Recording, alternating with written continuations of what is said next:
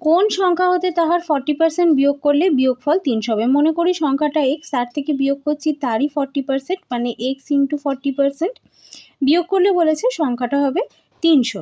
তাহলে এখান থেকে আমরা পাচ্ছি x minus x into 40 divided by 100। পার্সেন্টেজের সাইন তুললে আমরা ডিভাইডেড বাই 100 লিখতে পারি, এখানে 0 0 কেটে গেল।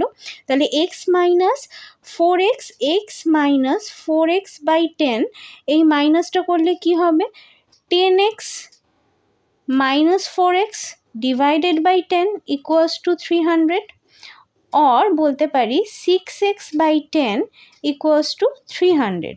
এখান থেকে আমরা x এর ভ্যালু কি পাবো, 300 ইন্টু 10 ডিভাইডেড বাই 6।